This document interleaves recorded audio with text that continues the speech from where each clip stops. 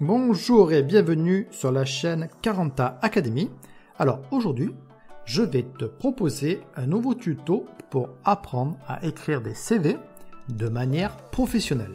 Alors, nous allons rentrer tout de suite dans le vif du sujet.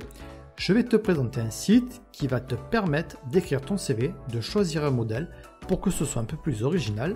Donc tout de suite, si ce n'est pas encore fait, on n'attend pas.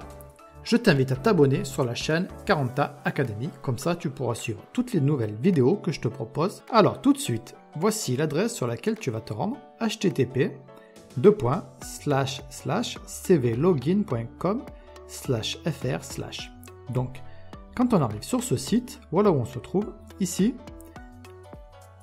Tu as déjà une première présentation ici avec diverses icônes et tu as en dessous le modèle de CV que tu vas pouvoir compléter directement en ligne.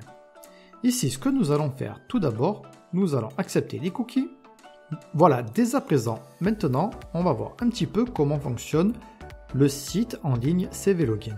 Tout d'abord, il va falloir que tu t'enregistres. Donc, tu vas venir cliquer ici et toi, tu vas avoir marqué s'enregistrer. Donc, tu n'as qu'à rentrer tes informations. Tu peux t'inscrire directement via Facebook. Et il faudra aller dans ta boîte mail pour valider ton adresse mail. Parce que sans ça, tu ne vas pas pouvoir télécharger ton CV. Donc une fois que c'est fait, ici tu vois, tu as la page des modèles. Là, tu vas pouvoir choisir le modèle que tu veux. Donc nous, on va utiliser celui-là, ou peut-être pourquoi pas celui-là. Regarde, tu as celui-ci aussi. Voilà, ça fait des modèles déjà différents de ce que tu peux trouver sur par exemple le logiciel Word. Donc ça t'aidera déjà un petit peu à te différencier de la masse quand tu vas faire des CV. Donc prenons par exemple celui-ci. Alors là, le tutoriel va se lancer. Donc là, je l'ai enlevé, mais tu peux le suivre si tu veux. Donc là, tu vas pouvoir personnaliser la couleur de ton CV. Donc moi, je vais prendre cette couleur-là. Et ici, tu as déjà toutes les parties qui sont actives, qui sont déjà prêtes.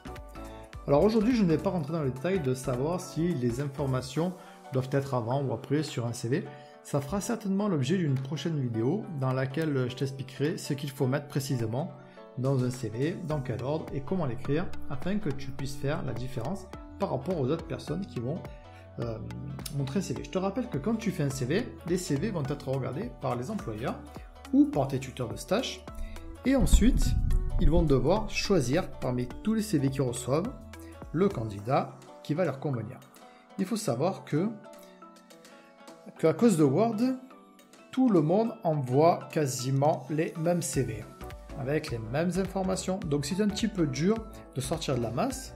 Alors avantage et inconvénient de ce type de site, c'est que tu vas avoir des présentations un petit peu différentes. Tu vas sortir du lot, mais garde toujours à l'esprit que d'autres personnes connaissent ce site. Et de toute manière, tous les abonnés de cette chaîne vont connaître désormais ce site. Donc voilà, garde bien à l'esprit ceci. Donc ici, hop, on va pouvoir mettre des informations principales sur le nom et le prénom.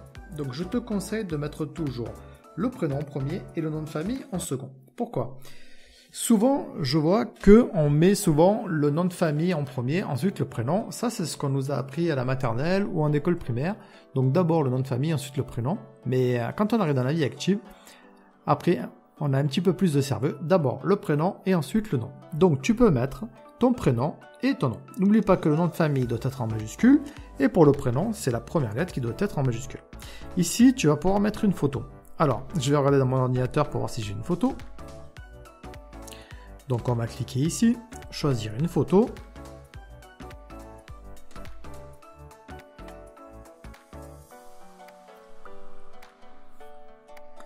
Donc là, tu vois, c'est la photo de ma dernière vidéo. Donc écoute, pour les besoins de la vidéo, c'est celle-ci que je vais utiliser, même si elle n'est pas terrible. Alors bien évidemment, toi tu vas mettre une photo un petit peu mieux que celle-là. Donc n'oublie pas, sur une photo, il faut avoir un air neutre, il faut un petit peu sourire. Quand même, c'est un plus si on sourit sur la photo d'un CV. Mais voilà, surtout neutre, fond blanc si c'est possible. N'oublie pas d'être bien coiffé, bien habillé, pas de mèche de cheveux devant le visage, souriant. Voilà, comme tu serais vraiment le jour d'un entretien professionnel. Si tu es une fille, tu seras bien maquillée. Et voilà. Mais il faut vraiment que la photo donne envie. J'espère que cette photo-là plaira à mon futur employeur. Alors ici, information personnelle. Donc là, tu peux personnaliser. Donc si tu ne veux pas marquer information personnelle, mais pour l'instant, nous allons laisser ça. On va laisser tous les titres qui sont écrits de base. Donc ici, on continue. Hop, ici, toujours pareil. Le nom puis le prénom. Voilà. Ici, la date de naissance. Allez, je vous mets juste avant l'année de naissance. Voilà. Voilà. Hop. Comme ça, vous savez à peu près quel âge j'ai. Donc la ville natale, si tu ne l'as pas deviné avec mon accent, c'est Marseille.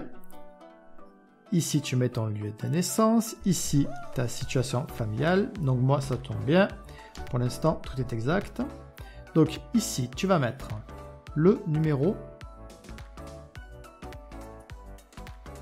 et ton adresse. Ne m'écris pas à cette adresse. C'est une adresse fictive. Voilà, le courrier n'arrivera pas chez moi, si tu veux m'écrire. Le téléphone fixe. Alors, le téléphone fixe, beaucoup de personnes ne l'aiment plus. Donc, regarde, on peut venir ici et supprimer la ligne. L'enlever. Voilà, si je veux, je peux ensuite ajouter une autre ligne. Et par exemple, là, je peux mettre, admettons, le fax. Donc, je pourrais rajouter un numéro de fax. Donc, ici, le plus 33. Si tu n'es pas habitué au plus 33, c'est tout simplement l'indicatif national de la France. Donc plus 33, c'est pour passer des coups de téléphone vers la France. Alors après, tu peux mettre des plus et un autre numéro pour appeler d'autres pays. Mais bon, si tu ne connais pas l'indicatif, ce n'est pas grave. Un Français qui appelle un autre Français, le numéro de téléphone commencera par 06 ou éventuellement numéro 7, puis le numéro de téléphone. Donc moi, ce que je te conseille, c'est de mettre 06 et pas plus 33, parce que l'employeur n'est peut-être pas, lui non plus, habitué à mettre les indicatifs. Donc il ne va peut-être pas forcément faire le bon numéro de téléphone. Voilà, il faut vraiment commencer par 06, au moins il sera plus habitué. Ensuite ici tu mets ton adresse mail. Alors ça c'est ma vraie adresse mail. Voilà, si tu veux me faire un petit coucou sur mon adresse mail, là tu vas pouvoir m'écrire sur mon email, il n'y a pas de problème. Ensuite, expérience professionnelle. Alors ici tu vas écrire tout simplement tous les métiers que tu as fait avant. Enfin, jusqu'à présent, pardon. Donc nous sommes, par exemple, au jour où j'écris cette vidéo. Donc moi j'ai commencé en quelle année 2003. À aujourd'hui.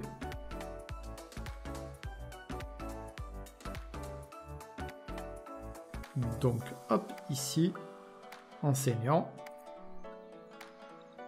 Gestion, administration. Au lycée. Pouette. Bon, c'est pas mon vrai lycée non plus, hein, je te rassure. Donc ensuite, tu vas mettre ce que tu as fait avant. Donc par exemple, de 2001 à 2003, moi j'ai travaillé en tant que contrôleur comptable au sein de la banque.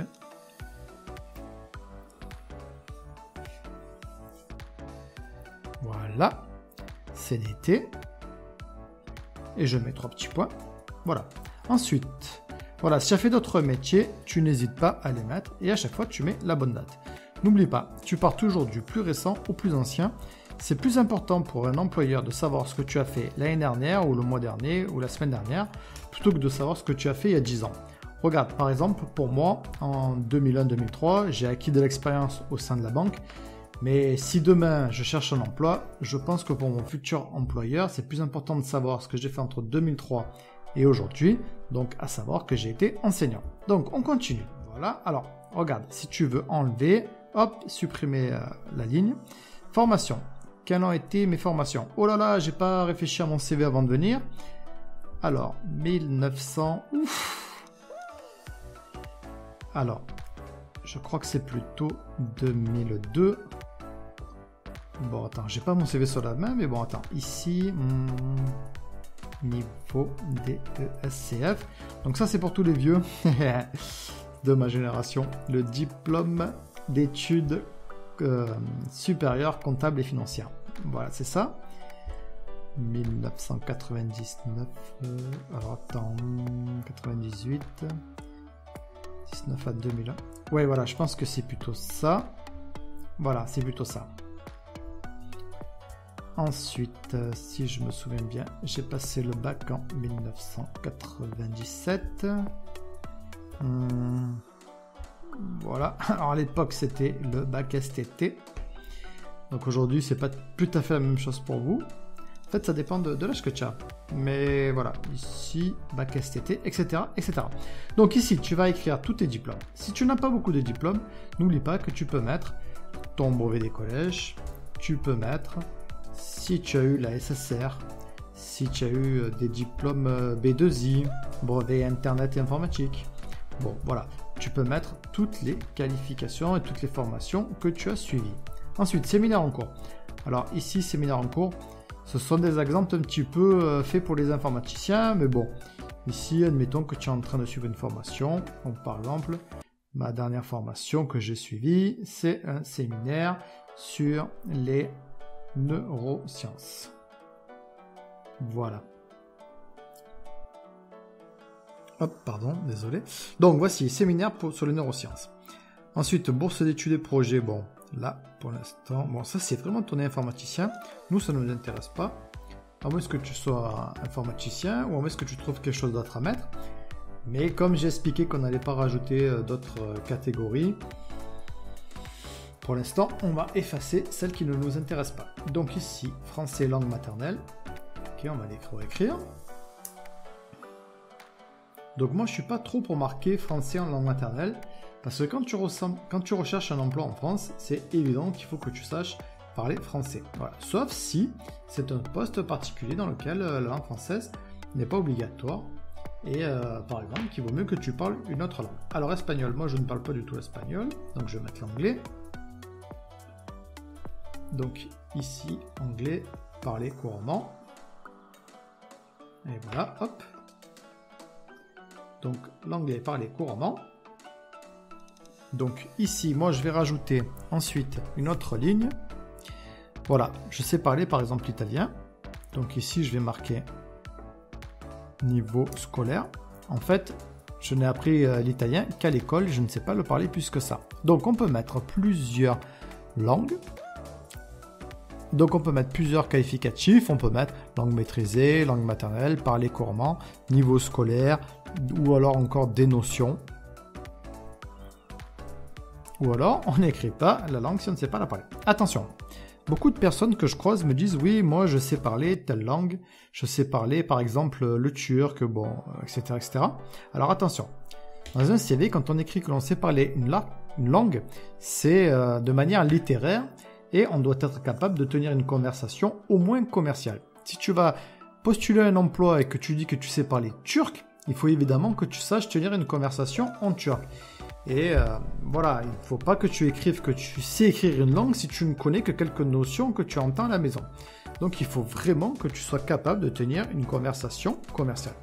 Voilà, sinon tu n'as qu'à marquer que tu connais des notions, que tu as un niveau. Mais voilà, n'écris pas des langues que tu ne maîtrises pas. Ici, on va voir toutes les compétences. Alors les compétences, c'est tout ce que tu sais faire en dehors de ce que tu es censé savoir faire au niveau de ton emploi. Donc par exemple ici, moi je vais mettre en informatique. Bon, désolé, je vais être obligé de mal à péter un petit peu. Mais au niveau informatique, voilà, moi j'ai la maîtrise des outils. Alors ici on va mettre la liste, Word, Excel, Access. Voilà, donc là en fait tu vas mettre tout ce que tu sais faire. Mais si tu ne maîtrises pas forcément un domaine, tu peux marquer j'ai des notions dans tel domaine. Voilà, admettons, tu as des notions pour PowerPoint par exemple.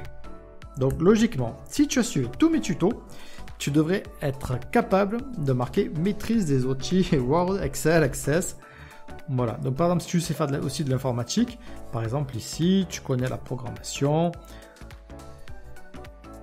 Voilà, tu sais programmer en C, C++, en Java. Voilà, ça c'est toi qui vois si tu as appris à le faire. Mais attention, ce n'est pas tout. Au niveau des compétences, alors, c'est pas obligatoirement au niveau de l'informatique. Par exemple, admettons, si tu es admettons, tu donnes des cours de danse. Donc là, tu vas pouvoir l'écrire ici. Donc tu vas pouvoir écrire que tu sais donner des cours de danse. Donc tes autres compétences, par exemple, je ne sais pas, tu peux avoir la ceinture noire de karaté. Voilà, tout ça, ce sont des autres compétences que tu as en plus des compétences principales de ton métier. Voilà, ce sont des compétences vraiment en plus que tu vas pouvoir mettre en avant. Donc moi, par exemple, j'ai tendance à mettre de l'informatique parce que c'est ce que je sais faire le mieux. Mais je pourrais aussi mettre, par exemple, je connais des choses sur la théorie musicale, ou je peux même marquer maîtrise de la guitare. Hein, voilà, moi ça fait plus d'une dizaine d'années que je joue de la guitare, donc je peux écrire par exemple maîtrise de la guitare. Voilà, par exemple ça peut être intéressant. Certification, si on n'en a pas besoin, on va l'enlever. Association, bon ben admettons tu fais partie d'un club sportif, donc voilà, club sportif de foot, voilà, de Marseille, du quartier. Voilà, bon là moi j'écris un petit peu des bêtises, hein, mais voilà, toi tu peux écrire vraiment ce que tu sais faire. Information complémentaire, ici tu vas écrire par exemple, hop, permis B. Admettons tu as le BAFA. Admettons tu as un diplôme de secouriste. Bon, etc., etc. Donc tu vas pouvoir le mettre ici aussi. Ensuite, on continue. Référence. Alors ici, référence, c'est par exemple s'il y a des personnes que tu aimerais qu'on appelle et qui vont pouvoir témoigner du fait que tu as certaines compétences et certaines expériences.